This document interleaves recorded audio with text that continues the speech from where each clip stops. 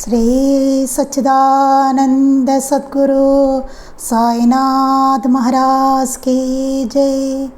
శ్రీ సచ్చిదానంద సద్గురు అలివేలు మంగమ్మ సహిత భరద్వాజ మహారాజ్ కీ జై. శ్రీ సచ్చిదానంద సద్గురు నాంపల్లి బాబా మహారాజ్ కీ జై. జై సాయి మాస్టర్. ఈరోజు సత్సంగంలో మనం శ్రీ సాయినాథ ప్రబోధామృతం అనే గ్రంథాన్ని వివరించుకుంటున్నాం. రచన పూజ్య శ్రీ ఆచార్య ఎక్కిరాల భరద్వాజ మాస్టర్ గారు. దీనిలో మనం సద్గురు వాక్యోపదేశం అనే అధ్యాయాన్ని చదువుకుంటున్నాం. ఈ అధ్యాయంలో సూక్తి శ్రీ సాయిబాబా చరిత్రలో ఒక భక్తునితో ఈ ఆధ్యాత్మిక మార్గంలో మన శక్తినంతా వినియోగించి కృషి చేస్తే కానీ ఫలితం ఉండదు. ఇది నాన్హే ఘాట్ను దున్నపోతునెక్కి దాటడం కంటే కష్టం అనడం గమనార్హం. అట్లా అంటే ఇది మన వల్ల కాదు అని విడవగలమా, అది ఒక మార్గమా అని మాస్టర్ గారు అంటున్నారనమాట. ఇక్కడ ఏంటంటే బాబా చరిత్రలో సూక్తి ఏంటంటే ఈ ఆధ్యాత్మిక మార్గంలో మన శక్తినంతా వినియోగించి కృషి చేస్తే కానీ ఫలితం ఉండదు. ఇది నాన్హే ఘాటును దున్నపోతునెక్కి దాటడం కంటే కూడా కష్టం అనేది బాబా సూక్తి. దానికి మాస్టర్ గారు ఏమంటున్నారు ఇక్కడ, అట్లా అంటే అది మన వల్ల కాదు అని విడవగలమా, అది ఒక మార్గమా?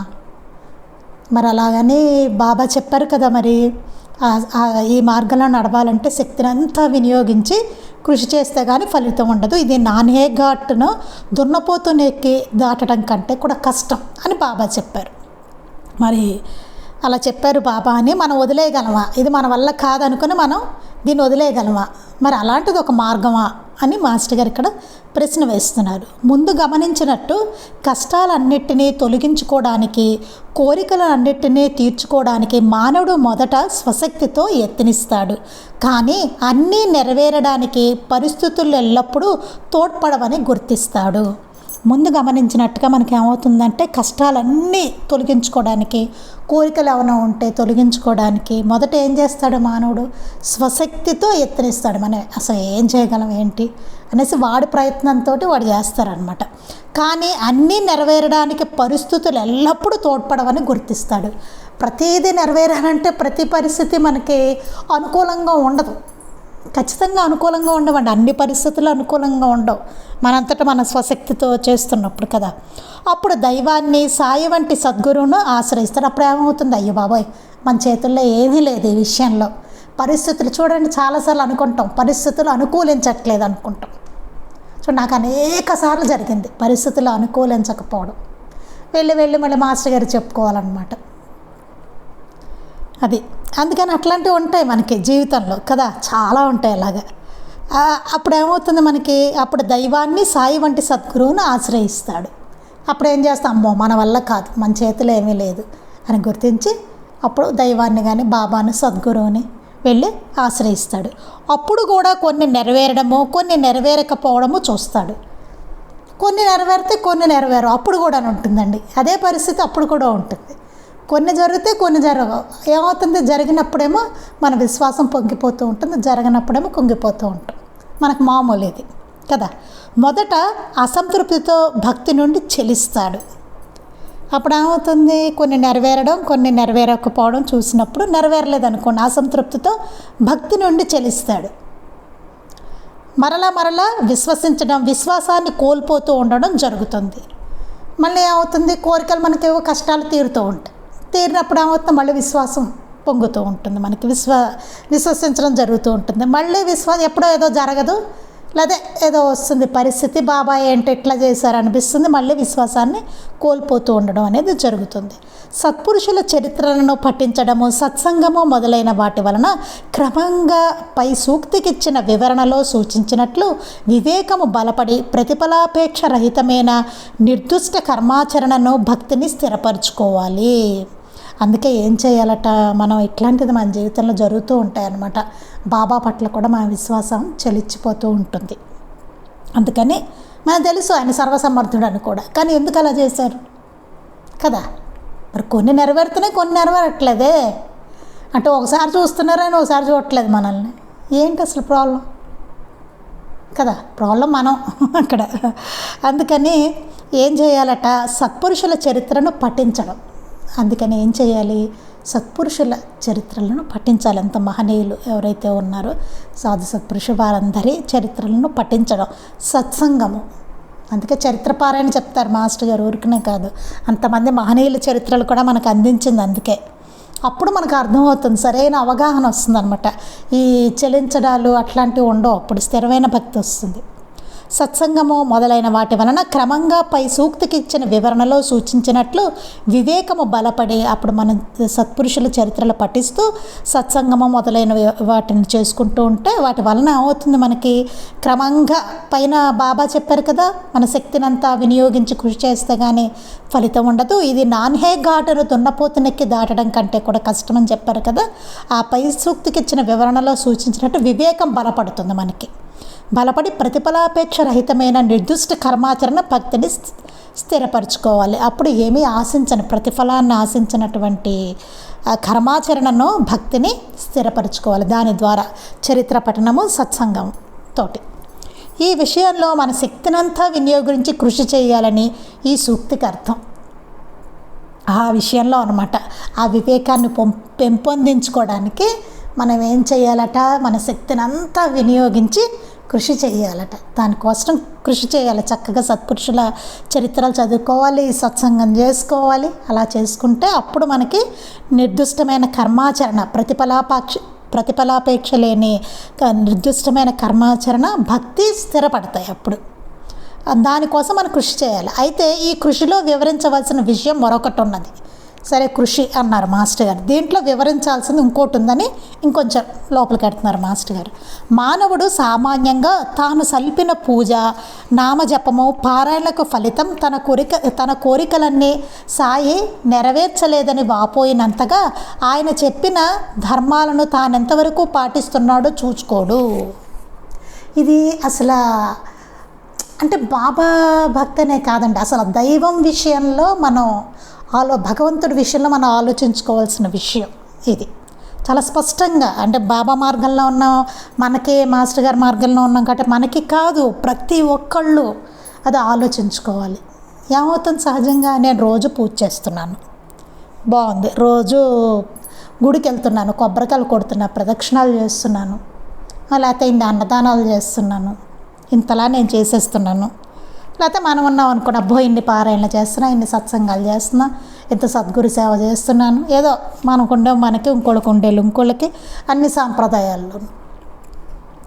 అందుకని ఏంటి ఇంత మానవుడు సామాన్యంగా ఇన్ని పూజలు సల్పిన నామజపాలు పారాయణలకు ఫలితంగా తన కోరికలన్నీ సాయి నెరవేర్చలేదని వాపోయినంతగా ఆయన చెప్పిన ధర్మాలను తాను ఎంతవరకు పాటిస్తున్నాడో చూచుకోడు.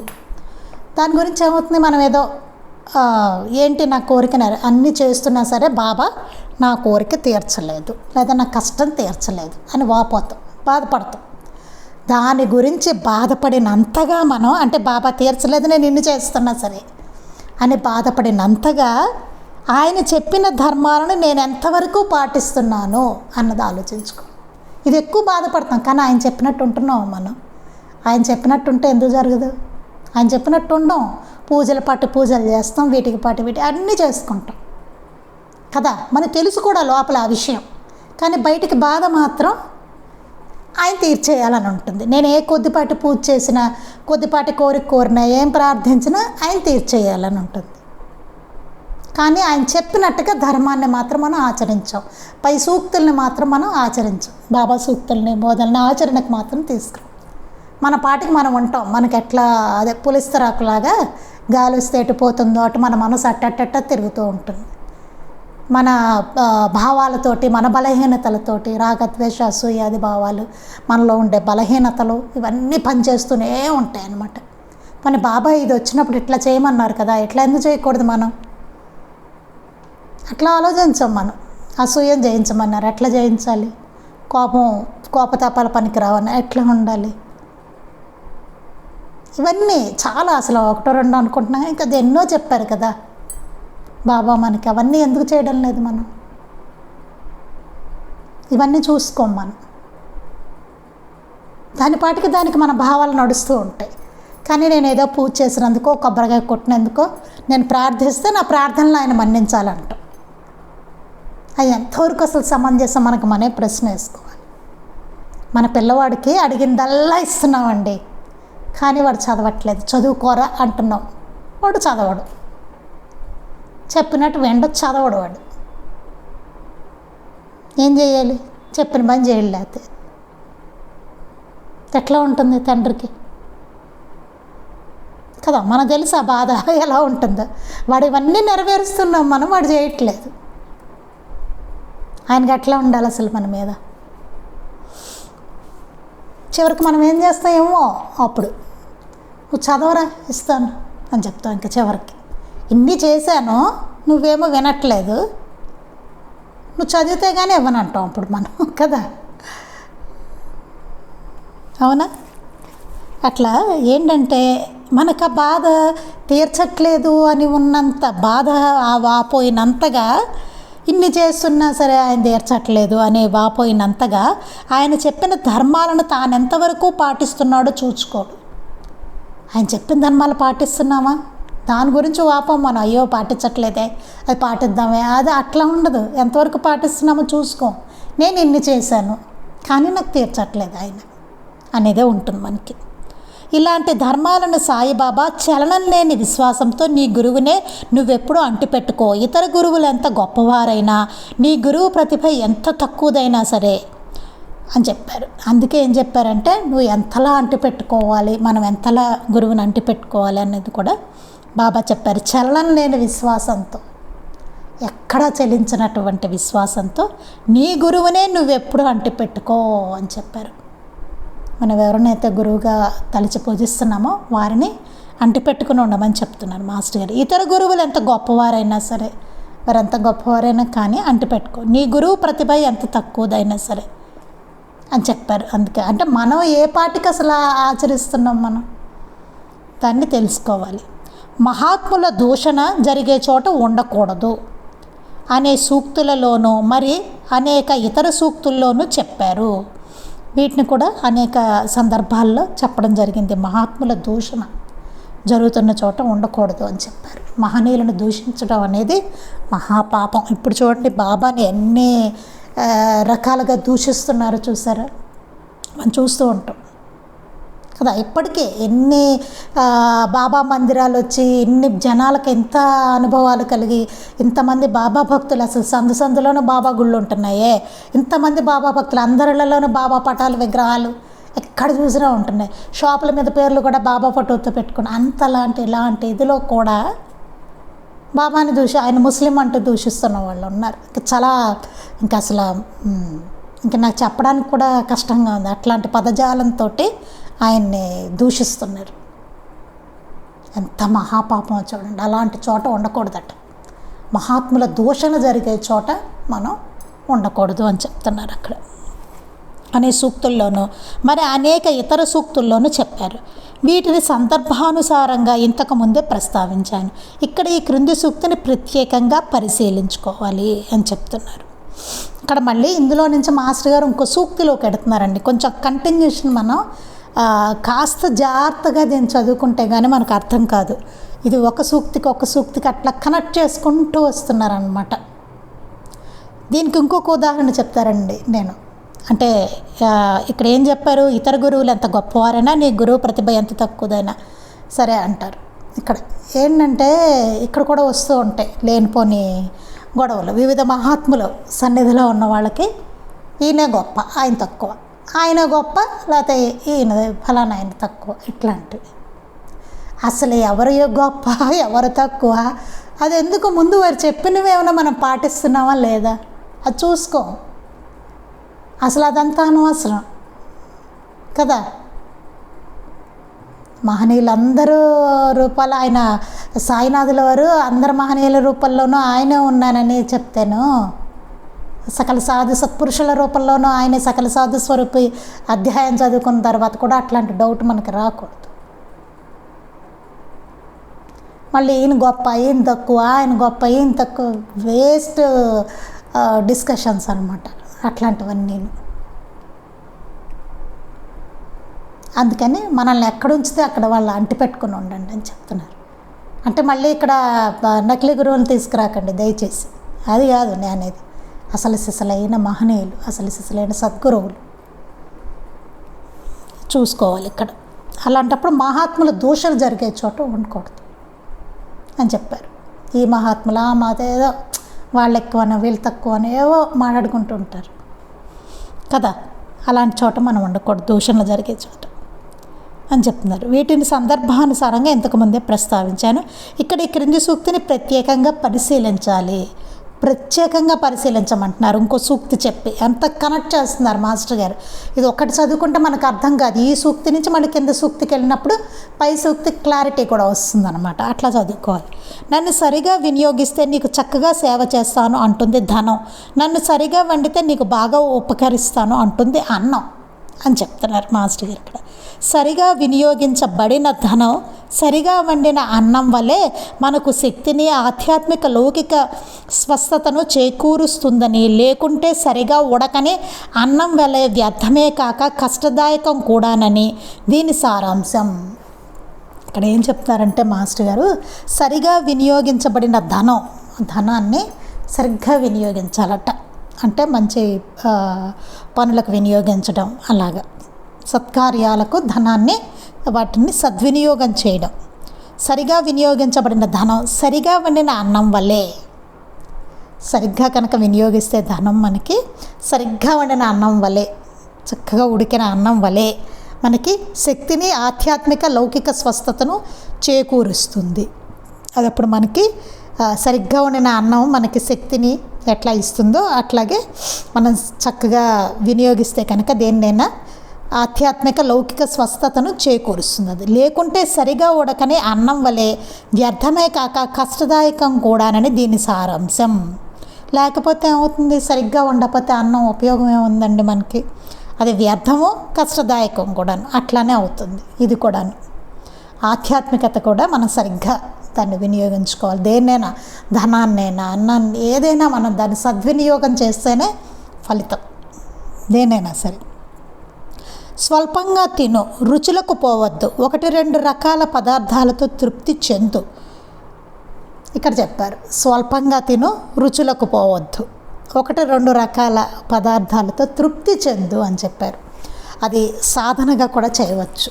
అంటే అందరు ఇప్పుడే లేచి అట్లా చేయాలని నేను అనడం లేదు, కానీ మనకి బాబా చెప్పారు కొంత మనకు ఉన్న దాంట్లో కొంత సమయాన్ని ఆయనకి పెట్టేసుకుని, అంటే ఎట్లా అంటే మనకి వండుకోవడం తినడం కూడా టైం వేస్ట్ అన్నమాట. మనకి ఆ రోజంతా ఆయన మీద దృష్టి పెట్టాలి. అందుకని ఏం చేయాలి, చాలా లైట్గా చేసుకుని స్వల్పంగా 1-2 ఏవో చేసుకుని తినడం, రుచులు కాకుండా. ఇది మిగతా సమయం అంతా ఆయనకి కేటాయించుకోవడం. అంటే ఇంకా తిండి మీదకి దృష్టి కాదు, మనకు ఆకలి వరకే, ఆకలి ఆగడానికే ఆహారం తీసుకోవడం, మిగతాదంతా ఆయన మీద దృష్టి. అదొక సాధన, అట్లా కూడా సాధన చేయొచ్చు అన్నమాట. కాకపోతే మన మా ఇంట్లో నిజమే ఇళ్ళలో జరగవు. కాకపోతే ప్రయత్నం అయితే అందరినీ ఉంచక్కర్లా, మనం ఏమన్నా ఆ ప్రయత్నం కూడా చేయొచ్చు. ఒక్కొక్కసారి ఎక్కువ టైం ఆయన కోసం పెట్టుకుని మనం తినే ఆహారం ఇది తగ్గించుకొని దానికి ఎక్కువ చేసుకోకుండా, తిండి మీదకి దృష్టి పోనివ్వకుండా, అసలు ఉపవాసాలు అవన్నీ కూడా పర్పస్ అదేనండి. స్వల్పంగా కొద్దిగా తింటూ హాయిగా ఆయన సన్నిధిలో కూర్చోవడం, ఆయన వైపు దృష్టి. కానీ ఆ ఉపవాసం అనేది మారిపోయింది కదా, మొత్తం కడుపు మార్చుకోవడాలో లేకపోతే ఇంకోట దృష్టి మనకు వేరే దాని మీద వెళ్తుంది, అట్లా అయిపోతున్నాయి కదా ఇవన్నీ. అందుకని బాబా ఉపవాసాలు వద్దన్నారు. అందుకని అమ్మగారిట ఒక రకమైన సాధన చేయించేవారు. ఏం చేసేవారట, పులగం వండేసేవారట. పులగం చేసేసుకొని అది తినేసి ఇంకా మనం పారాయణ చేసుకోవడమో, భజనో, ఏదో కార్యక్రమం, ఇంకా బాబాకు సంబంధించిన కార్యక్రమం చేసుకోవడం అన్నమాట. అంటే ఇంకా దానికి వేస్ట్ చేయకూడదు టైం, స్వల్పంగా తినేసి కూర్చోడు అలాగా. అందుకే చూడండి కొన్ని పండగ కొన్ని అప్పుడు ఎట్లా ఉంటుందంటే చాలా ఏదో పులకం తినండి ఇట్లాగే ఉంటుంది, తిని ఉండాలి. అట్లా ఎందుకుంటాయంటే టైం, ఈ తిండికి వంటలకి టైం తగ్గించుకొని ఆయన కోసం దృష్టి పెట్టుకోవడం అన్నమాట పెద్దవాళ్ళు. అందుకని అట్లా పెట్టారు. అంతే తప్ప ఆ రోజు తినకపోతే ఏదో అయిపోతుందనో, అది తిని మళ్ళీ మిగతావన్నీ తినండనో అట్లా కాదు. అక్కడ నువ్వు ఆ టైం తగ్గించుకొని, అది ఎందుకు చెప్పారు ఆ పదార్థాలు, అదే తిని కూర్చో, భగవంతుడి సన్నిధిలో ఉంటావు. అలా కొన్ని ఉంటాయి చూడండి, కొన్ని కొన్ని మనం చేసే పూజలకి అట్లా ఉంటుంది. అదే వండుకుని తిని ఉండాలి. ఎందుకని? నాగుల చవితి ఉందనుకోండి, చన్నివిడి చెమ్ముని ఏదో అంటారు. ఎందుకని అంటే టైం మొత్తం భగవంతుడి సన్నిధిలో ఉంచుకోవడానికి, తినడానికి, వండుకోవడానికి, రుచుల మీదకి మనసు వెళ్ళిపోయి ఇదంతా కాకుండా అనమాట. ఒక రకమైన సాధన, అది దీక్షగా చేయడం సాధన. అది అక్కడ బాబా చెప్పింది అదనమాట. అంటే ఇంట్లో అందరిని అలా ఉంచమని కాదు, నీకు అనిపిస్తే నువ్వు చేయనైనట్లాగా చేస్తే మంచిదని చెప్తున్నారు. అది అలానే మిగతా వాళ్ళ బాబా చెప్పారు కదా నువ్వు తినకో అని తిట్టకూడదు, మనకి చెప్తున్నారు నువ్వు అట్లా చేసుకో సాధన కింద అని చెప్పి. ముందు అంత నుంచి కాదు, చిన్న చిన్న వాటి నుంచి ట్రై చేసుకుంటూ వస్తే అప్పుడు ఒకనాటికి మనకి అది కుదురుతుంది. అది లేకపోతే దృష్టి మారుతూ ఉంటుంది అన్నమాట. స్వల్పంగా తిని రుచులకు పోవద్దు. 1-2 రకాల పదార్థాలతో తృప్తి చెంది. ఎప్పుడు ఆరోగ్యానికి కూడా అది మంచిది. స్వల్పంగా తినడం కానీ, రుచులకు వెళ్ళకుండాను 1-2 తినడం అట్లా. దేని యొక్క అందవికారాలను పట్టించుకోక ఆ రూపం ధరించిన దైవాన్ని స్మరించాలి. ఇది కూడా తెలుసు కదా, వేటి యొక్క అందవికారాల గురించి పట్టించుకోకుండా ఆ రూపంలో ఉన్నదే దైవము అని చెప్పి ఆయన్నే స్మరించాలి. అందవికారాలు 2 చెప్పారు, అందమనే చెప్పలేదు. అందవికారాలను అన్నీ పట్టించుకోకుండా ఆ రూపం ధరించిన దైవాన్ని స్మరించాలి. మనకు చూడండి, కొన్ని అందంగా అనిపిస్తాయి, కొన్ని జుగుప్సగా అనిపిస్తూ ఉంటాయి, అందవికారంగా అనిపిస్తుంది సృష్టిలో చూస్తూ ఉంటాయి. అవునా? గొంగళి పురుగు నచ్చుతుందా? నచ్చదు. ఏదో అందంగా బటర్ఫ్లై చూస్తే నచ్చుతుంది మనకి కదా, బాగుంది అనిపిస్తూ ఉంటుంది, ఆ కలర్ఫుల్గా అదే గుర్తుంటాయి. కానీ గొంగళి పురుగు ఇక రకరకాలు ఉంటాయి చూడండి, గాజు పురుగు, బల్లి, ఇలా కొన్ని ఉంటాయి. కప్ప చాలా భయం వేస్తూ జుగుప్స్ కలుగుతుంది చూస్తే, మన బాబోయ్ అనిపిస్తూ ఉంటుంది. అంటే అవి అందవికారంగా మనకు అనిపిస్తూ ఉంటాయి. అందమే కాదు, వికారం కూడాను. ఇలాంటి వికారాలను పట్టించుకో. 2 చెప్తున్నారు, రెండింటిని మనం రెండిట్లో ఉన్న దైవాన్నే చూడండి అని చెప్తున్నారు. ఎందుకంటే అన్ని రూపాలు ఆయనవే కదా. భగవంతునికి చెడు అంటేనో, చెడుకు భగవంతుడు అంటేనో భయం. ఇది అంతకుముందు కూడా చెప్పుకున్నాం మన ఈ సూక్తి గురించి. భగవంతుడికి చెడు అంటే భయం, చెడుకు భగవంతుడు అంటే భయం. అంటే చెడున్న చోట ఆయన ఉండరు, ఆయన ఉన్న చోట చెడు ఉండదు. అలాగే వెలుగున్న చోట చీకటి ఉండదు, చీకటి ఉన్న చోట వెలుగు ఉండదు. అది దాని గురించి మనం అంతకుముందు కూడా చెప్పుకున్నాం, అందుకని ఎక్కువ చెప్పట్లేదు. అనే సూక్తిలో చెప్పిన నిషేధాలు ఇందులో ముఖ్యాంశాలు. కలవారు బాహ్యాడంబరానికి విలువనిచ్చి ఫ్యాన్సీ వస్తువులతో ఇళ్లను అలంకరించుకుంటారు, కానీ అదే ధనాన్ని, రుణానుబంధాన్ని విశ్వసించి గుర్తుంచుకో. నీ దగ్గరికి ఏ ప్రాణి వచ్చినా తోలేయవద్దు, ఆదరించు. ఆకలిగా ఉన్న వారికి అన్నం, గొడ్డలు లేని వారికి గొడ్డలు ఇవ్వు. భగవంతుడు సంతోషిస్తారు. నిన్నెవరైనా అర్థిస్తే ఇవ్వశక్యమైతే ఇవ్వు, లేక ఇప్పించు. లేదు అనవద్దు. ఇచ్చేందుకేమీ లేకపోతే మర్యాదగా చెప్పు. వెక్కిరించిన ఎగతాళి చేయకూడదు, కోపగించుకో వద్దు. నీ దగ్గరున్న ఇవ్వాలనిపించకపోతే లేదని అబద్ధం చెప్పవద్దు, మర్యాదగా ఇవ్వనని చెప్పు. ఇవ్వకపోవడానికి కారణమైన పరిస్థితి చెప్పు. అయిష్టమే కారణమైతే అదే చెప్పు. ఎవరి సేవను ఉచితంగా తీసుకోవద్దు, ఇది మన నియమం కావాలి అనే సూక్తులలో చెప్పిన రీతిని వినియోగించాలని యత్నించరు. ఎన్ని చెప్పారో చూడండి, గొక్క తిప్పుకోకుండా చదవాల్సి వచ్చింది. మళ్ళీ ఎంతలా చెప్పారో చూడండి. మనం ఏం చేస్తాం, మన గురించే చెప్తున్నారు. కలవారు బాహ్యాడంబరానికి విలువనిచ్చి, మనకు బాహ్యమైన ఆడంబరాలు ఎక్కువగా ఉంటాయి, వాటికి విలువిస్తాం కదా. మనం అన్నీ కొనుక్కోవడానికి, మనం అనుభవించడానికి వాటికి చాలా విలువనిస్తాం. మనం ఇచ్చి ఫ్యాన్సీ వస్తువులతో ఇల్లును అలంకరించుకుంటారు, కానీ రకరకాల ఫ్యాన్సీ వస్తువులతో అలంకరించుకుంటాం మనం. ఇది బాగుంటుంది, అది బాగుంటుంది, ఇల్లు ఇలా ఉండాలి, అలా ఉండాలి. మనం బాహ్య ఆడంబరాలు మనకు చాలా ఎక్కువగా ఉంటాయి. అంటే ధనాన్ని వ్యర్థం చేస్తూ ఉంటాం, అలాగే సద్వినియోగం చేయం. అదే ధనాన్ని ఎంతైతే వీటికన్నిటికీ పెట్టేస్తూ ఉంటామో అదే ధనాన్ని, రుణానుబంధాన్ని విశ్వసించి గుర్తుంచుకో. నీ దగ్గరికి ఏ ప్రాణి వచ్చినా తోలేయవద్దు, ఆదరించు. మా బాబా చెప్పారు. ఆ ధనాన్నే రుణానుబంధాన్ని గుర్తుంచుకో. ఎవరు వచ్చినా సరే వాళ్ళకి ఇవ్వు. నీ దగ్గరికి ఏ ప్రాణి వచ్చినా తోలేయద్దు, దాన్ని ఆదరించు. ఆకలిగా ఉన్న వారికి అన్నం పెట్టు, గొడ్డలు లేని వారికి గొడ్డలు ఇవ్వు. ఆకలితో ఉన్న వాళ్ళకి అన్నం పెట్టు, గొడ్డలు లేకపోతే వాళ్ళ గొడ్డలు ఇవ్వి. బట్టలు అవన్నీ ఇవే. భగవంతుడు సంతోషిస్తాడు, ఆయన సంతోషిస్తాడు. అంటే ధనాన్ని సద్వినియోగం చేయడం గురించి చెప్తున్నారు ఇక్కడ. అంటే సరిగా నన్ను వినియోగిస్తే నీకు చక్కగా సేవ చేస్తా అంటుంది ధనం అన్నారు కదా అక్కడ. అసలు సరిగా వినియోగించడం అంటే ఏంటి ధనాన్ని అన్నదానికి. నిన్నెవరైనా అర్థిస్తే ఇవ్వశక్యమైతే ఇవ్వు, నిన్నెవరైనా అడిగితే నీకు ఇవ్వగలిగితే నువ్వు ఇవ్వశక్యమైతే, లేక ఇప్పించు. నీ దగ్గర లేదా ఎవరికైనా చెప్పి రే తనకి అవసరం అంట ఫలానా అతనికి నువ్వు సహాయం చేయి, ప్రస్తుతం నా దగ్గర లేదని ఎవరి దగ్గరైనా ఉంటే వాళ్ళ చేత ఇప్పించు. నువ్వు ఇవ్వగలిగే వాళ్ళు ఇంకెవరైనా ఉంటే, నీ దగ్గర లేకపోతే ఉంటే ఇవ్వమంటున్నారు, లేని పక్షంలో ఎవరికైనా చెప్పి ఇప్పించు. లేదు అనవద్దు, అంతేగాని ఎవరైనా అర్థిస్తే లేదనొద్దు. ఇచ్చేందుకు ఏమీ లేకపోతే మర్యాదగా చెప్పు. నిజంగా ఇవ్వడానికి లేని పరిస్థితి వచ్చినప్పుడు మర్యాదగా చెప్పు, నా దగ్గర లేదు అన్నదాన్ని మర్యాదగా చెప్పు. వెక్కిరించడం, ఎగతాళి చేయకూడదు. వచ్చావులే, ఇప్పుడు అవసరం వచ్చావా, నా అవసరం ఇప్పుడు వచ్చిందా నీకు, అది వెక్కిరించడం. లేదు కాబట్టి వచ్చావా, ఇట్లాంటివి అన్నమాట. వెక్కిరించడం, ఎగతాళి చేయడం ఏమవుతుంది, ఎవడైనా మన అర్థించారంటే చులకన భావన వస్తుంది, వాళ్ళ మీద లేనిపోనివి వస్తుంది. అట్లాంటి భావాలు రాకూడదు. బాబా పంపించబట్టి మన దగ్గరికి వచ్చాడు, లేకపోతే ఎందుకు వస్తాడు? ఎవరికండి మంచి జరిగేది ఇస్తే మనకే కదా.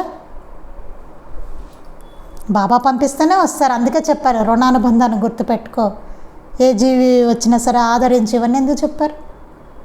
రుణానుబంధం వల్లే ఎవరైనా మన దగ్గరికి వస్తారు. అందరూ బాబా స్వరూపమే కదా, ఆయన పంపితేనే మన దగ్గరికి వస్తారు. వెక్కిరించడం, ఎగతాళి చేయకూడదు, అట్లాంటి చేయొద్దు. కోపగించుకోవద్దు, కోపం కూడా వద్దు. నన్ను వచ్చి అడుగుతావు అన్నట్టు ఇట్లాంటివి కోపాలు కూడా వద్దు. నీ దగ్గర ఉన్నా ఇవ్వాలనిపించకపోతే లేదని అబద్ధం చెప్పవద్దు. నీ దగ్గర ఉన్నా నీకు ఇవ్వాలనిపించలేదు, అందువల్ల లేదనుకో, మర్యాదగా ఇవ్వనని చెప్పు, మర్యాదగా చెప్పు. ఇవ్వకపోవడానికి కారణమైన పరిస్థితి చెప్పు. నువ్వు ఎందుకు ఇవ్వలేకపోతున్నావో దానికి ఏం కారణమో పరిస్థితి చెప్పు. ఏ పరిస్థితి నీకు ఉన్నందువల్ల నువ్వు ఇవ్వలేకపోతున్నావు, కారణం చెప్పు. అయిష్టమే కారణమైతే అదే చెప్పు. నీకు ఇష్టం లేకపోతే అదే చెప్పు, ఇష్టం లేదు ఇవ్వడం అని చెప్పేసి. అంతేగాని నువ్వు చులకన చేయడమో లేదని అబద్ధం చెప్పడమో అట్లాంటివి చేయకు. నీకు ఇష్టం లేదా చెప్పేసే, నాకు ఇష్టం లేదని. అంటే ఏంటి, నిజాయితీగా ఉండని చెప్తున్నారు అక్కడ బాబా. ఎవరి సేవను ఉచితంగా తీసుకోవద్దు, ఇది మన నియమం. ఇదంతా లీలామృతంలో అన్నీ ఉన్నాయండి మనకి. ఎవ్వరి సేవను ఉచితంగా తీసుకోవద్దు, అది మన నియమం కావాలి. ఫ్రీగా వస్తుంది కదా అని చెప్పి అందరి చేత చేయించుకోవడాలు అట్లాంటివి చేయొద్దు. ఇవ్వవలసిన దానికన్నా ఎక్కువ ఇవ్వమనే చెప్పారు బాబా. ఎప్పుడు వాళ్ళు సంతృప్తి పడేలా ఇవ్వమంటారు. ఏ సేవ అయినా సరే ఆయన ఎంతో ఎక్కువ ఇచ్చేవారట. మాస్టర్ గారు కూడా అంతే, ఎవరి దగ్గర ఏం తీసుకున్నా చాలా ఎక్కువ ఇచ్చేవారు మాస్టర్ గారు. బాబా కూడా అంతే కదండి, ఒక నిచ్చెన తెచ్చిన అతనికి చాలా ఎక్కువ డబ్బులు ఇస్తారు. ఎందుకు అంటే అప్పుడు చెప్తారు ఎవరి సేవను ఉచితంగా అట్లా తీసుకోకూడదు. అదే నిచ్చెన పట్టుకొస్తే అంత ఇచ్చాడంటే ఈయన అంటారు. లేదా ఎవరి సేవను ఉచితంగా ఆయన అన్ని చూడండి ఆచరించట్టు చూపించారు అందరికీ గుర్తుండిపోయేలాగా. మనకు కూడా గుర్తుంటుంది, ఇలా నిచ్చెన తెచ్చారు, అలా ఇచ్చారు, బాబా అప్పుడు ఎక్కువ డబ్బులు ఇచ్చారు. ఏం చెప్పారంటే ఎవరి సేవను ఉచితంగా తీసుకోవద్దని చెప్పారు. అప్పుడు మనకి గుర్తుంటుంది ఆ సీన్. అందుకే ఒక సీన్ జరిపించారు బాబా అక్కడ, వాళ్ళకి మనకి కూడా గుర్తుండడానికి. ఇది మన నియమం కావాలి, అది మనకి నియమం కావాలి. ఎవ్వరి సేవను ఉచితంగా తీసుకోకూడదు, అది మనకి నియమం కావాలి అనే సూక్తుల్లో చెప్పిన రీతిని వినియోగించాలని యత్నించారు. అలా మనం ధనాన్ని వినియోగించాలట. సద్వినియోగం అంటే ఇవన్నీ చెప్పారు చూసారా, ఇట్లా చక్కగా వినియోగించాలి ధనాన్ని. అంతేగాని మన వేళ్ళల్లో అన్ని కొనుక్కొని అలంకరించుకోవడానికి, మన పోషణకి, మనకి ఫ్యాన్సీ వస్తువులకి, మన ఆడంబరాలకి, మన అలంకరణలకి వాటికి కాదని చెప్తున్నారు ఇక్కడ. అట్లా సద్వినియోగం చేయని ధనం ఉడకని అన్నంతో సమానం. అట్లాంటి ధనం ఉడకని అన్నంతో సమానంట. ఉడకని అన్నం ఎందుకైనా ఉపయోగపడుతుంది, అది తినడానికి ఉపయోగం లేదు. ఉడకపోతే ఎట్ట తింటాం? అలా అవుతుంటుంది ధనం సద్వినియోగం చేయకపోతే, దానితో సమానంట. అలా సద్వినియోగం చేయని ధనం ఉడకని అన్నంతో సమానం అని చెప్తున్నారు. అంతేకాదు గుడివాడ తాలూకాలోని కురుముద్దల గ్రామంలో నివసించిన అవధూత పిచ్చమ్మ గారి మాటల్లో ఈ సత్యం మరింత స్పష్టంగా ప్రకటమయ్యింది. దీనికి ఇంకా ఏంటంటే అవధూత పిచ్చమ్మ తల్లి చెప్పిన మాట చెప్తున్నారు. ఈ సత్యం ఎట్లా ప్రకటమైందంటే, కలవారు ఆమెను దర్శించినప్పుడు ఆమె ఒరే నీకెంతో రోత ఉందిరా అనేవారటండి. పిచ్చమ్మ తల్లి అవధూత ఆవిడ అనేవారట, ఎవరైనా బాగా డబ్బున్న వాళ్ళు ఆవిడ దగ్గరికి వస్తే, ఒరే నీకెంతో రోత ఉందిరా, పేదవారికి అన్నం పెట్టు, గుడ్డలివ్వు, ముందు జన్మలో కూడుంటుంది. అవన్నీ పరమసత్యాలండి, వారి నోటి నుంచి వచ్చినవన్నీ పరమసత్యం, అవన్నీ సత్యమైన మాటలు. కలవారు వస్తే చెప్పేవారట, రే నీకెంతో రోత ఉందిరా. రోత అంటే ఏంటి? డబ్బు దాచిపెట్టుకోవడం అన్నమాట. పేదవారికి అన్నం పెట్టు, గుడ్డలివ్వు, పేదవాళ్ళకి అన్నం పెట్టు, వాళ్ళకి బట్టలు ఇవ్వు, గుడ్డలు ఇవ్వు, ముందు జన్మలో నీకు కూడు ఉంటుంది. అప్పుడు నువ్వు అట్లాంటివి చేస్తే నీకు ముందు జన్మలో తినడానికి కూడు అన్నీ గుడ్డ ఉంటాయి, లోటు లేకుండా ఉంటాయి. లేకపోతే ఇప్పుడు ఉన్నట్టుగా అప్పుడు ఉండదండి, దుర్వినియోగం అవుతుంది. ఉడకని అన్నంలాగా అది సద్వినియోగం కాకుండా దుర్వినియోగం అయినప్పుడు ఆ ధనం వచ్చే జన్మలో ఆ ధనం ఉండదు, అడుక్కోవాల్సి వస్తాయి అన్నమాట.